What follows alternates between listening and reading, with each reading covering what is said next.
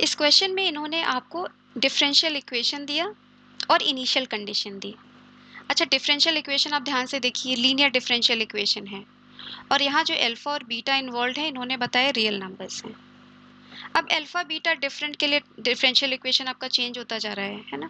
तो एस जो है इनका सॉल्यूशन सेट है, मतलब अल्फा बीटा अलग अलग वैल्यूज के लिए जो भी सॉल्यूशंस हैं वो इस सेट में है। पूछ रहा है इनमें से कौन इस सेट को बिलोंग करता है, मतलब इनमें से कौन इस डिफरेंशियल इक्वेशन का सॉल्यूशन है। तो चलिए पहले सॉल्व करते हैं। लीनियर डिफरेंशियल इक्वेशन है, ये दिख रहा है हमको लीनियर डिफरेंशियल इक्वेशन, क्योंकि लीनियर डिफरेंशियल इक्वेशन इस फॉर्म का दिखता है। इसका इंटीग्रेटिंग फैक्टर निकालते हैं e to the power integral p dx। तो आप बता सकते हो ये इंटीग्रेटिंग फैक्टर इस डिफरेंशियल इक्वेशन में बताइए। e to the power integral p आपका अल्फा है, अल्फा dx। अब अल्फा तो कांस्टेंट है, रियल नंबर है आपका, तो ये केवल आ गया e to the power alpha x। अब चलिए सॉल्व करें। तो सॉल्यूशन आपका ऐसे दिखता है ना। तो आपका आता है y into integrating factor is equal to integral of Q X ना, ये आपका क्यू एक्स है, x e to the power beta x into again integrating factor dx plus c। अब प्रॉब्लम कहाँ है, बस इसको इंटीग्रेट करने की है, जो कि प्रॉब्लम नहीं है क्योंकि आपको पता है कि ये पाथ से इंटीग्रेट हो जाता है, इंटीग्रेशन बाय पाथ्स। ओके, तो चलिए पाथ से इंटीग्रेट करते हैं इसको। क्या आता है आपके पास, first function into integration of second है ना, इसका इंटीग्रेशन क्या आ जाता है, alpha plus beta X upon alpha plus beta. अच्छा, जैसे ही आपने डिनोमिनेटर में अल्फा प्लस बीटा लिखा, आपको होता है ना कि कहीं अल्फा प्लस बीटा जीरो तो नहीं है, हो सकता है जीरो है ना, अल्फा बीटा कोई भी रियल नंबर है।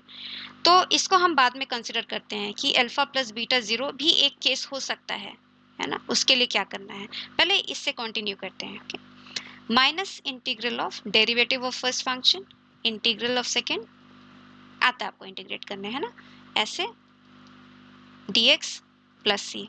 सेकेंड में आप इसको भी इंटीग्रेट कर दोगे। अब थोड़ा सा इसको सिंप्लीफाइड वर्जन में लिख लेते हैं, है ना। एक तो ये काम करते हैं कि यहाँ पर e to the power alpha plus beta दोनों में आ रहा है, उसको कॉमन ले लेते हैं, है ना। जो ब्रैकेट में बच प्लस सी है ना, ये क्या चीज है मेरी, y e to the power alpha x की वैल्यू चाहिए। क्या मुझे y की वैल्यू चाहिए, तो हम e to the power alpha x से डिवाइड कर देते हैं पूरे को, है ना। तो मेरी y की वैल्यू आ जाएगी, e to the power alpha x से डिवाइड करोगे तो ये केवल बीटा x बचेगा यहाँ पर।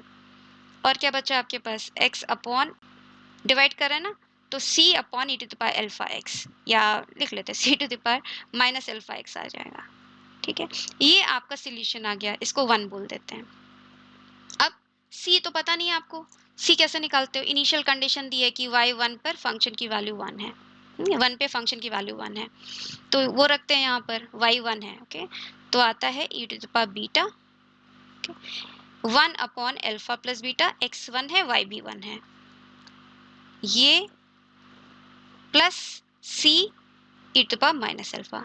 यहाँ से आपको कांस्टेंट मिलेगा, ठीक है, अभी नहीं मिल रहा है अल्फा बीटा, लेकिन मजे की बात यह है कि सॉल्यूशन में आपको अल्फा बीटा कहीं नजर नहीं आ रहा, तो अल्फा बीटा की कुछ तो वैल्यू आपको रखनी पड़ेगी, है ना। तो अब ध्यान से देखिए, किसी से मैच करते हैं, ये आपका सॉल्यूशन है ना। यहाँ आप सॉल्यूशन से मैच करो, x यहाँ पर है और कहीं x नहीं है इसमें, यहाँ पर x है, तो इस टर्म को और इस टर्म को मैच करो। क्या समझ में आ रहा कि बीटा की वैल्यू 1 होनी चाहिए, है ना। और क्या समझ में आ रहा, अगर बीटा की वैल्यू 1 है तो अल्फा की वैल्यू भी 1 होनी चाहिए, क्योंकि यहाँ पर आपका 2 है, x अपॉन 2 है। समझ में आया। तो आप क्या करोगे, अब अल्फा और बीटा दोनों को आप 1 रखोगे, देखो बाकी चीजें मैच हो रही हैं कि नहीं, होंगी तो सोल्यूशन हो जाएगा। तो रखो, बीटा की वैल्यू 1 रखी है ना, तो आगे आपके पास x अपॉन 2 है ना, ये वैल्यू 2 हो गई, alpha plus beta minus 1 upon 2 square that is 4 plus c e to the power minus x। ठीक है, अब c की वैल्यू निकालनी है, कहाँ से निकालोगे आप, यहीं से ना, अल्फा बीटा को 1 रखना है, तो 1 is equal to e 1 upon 2 है ना, ये 1 अपॉन 2, ये minus 1 upon 4, okay, plus c e to the power minus 1। ठीक है, अब c की वैल्यू निकालो, c e to the power minus 1 की वैल्यू क्या हो गई आपके पास, 1 माइनस e, ये क्या है 1/4, e/4। ठीक है, तो c की वैल्यू आ गई आपके पास, e से मल्टीप्लाई कर दो, e² by 4, ये आ गया। तो आपका सोल्यूशन आ गया y is equal to E to the power x upon 2 minus 1 upon 4 plus c की value E to the power minus x। Okay, आपको समझ में आ गया कि आपका ये सोल्यूशन मैच हो रहा है ना? दिख नहीं रहा तो 2 बाहर निकाल लो ठीक है, यहाँ पे 2 अगर आपने यहाँ से बाहर निकाल दिया, ये 2 को बाहर निकाल लिया तो ये हाफ आ गया, है ना? ये सोल्यूशन दिया आपको, ये हो गया। बाकी दूसरा वाला हमें समझ में आ गया, ये नहीं हो सकता सोल्यूशन, ठीक है। अब क्या किया जाए? अब बाकी दो में कैसे चेक करें? हो भी सकता, नहीं भी हो सकता है। एक बार ये चीज चेक कर लेते हैं ना, अल्फा प्लस बीटा हमने बोला कि 0 है तो क्या? तब तो ये सोल्यूशन नहीं आ रहा था, है ना? तो अल्फा प्लस बीटा 0 है तो हम क्या करें? यहाँ पे देखो, यहाँ पूरा शुरू में आ जाओ। अगर अल्फा प्लस बीटा 0 है तो आपकी इक्वेशन क्या बनी? E to by alpha X is equal to integral X D X, है ना, प्लस सी।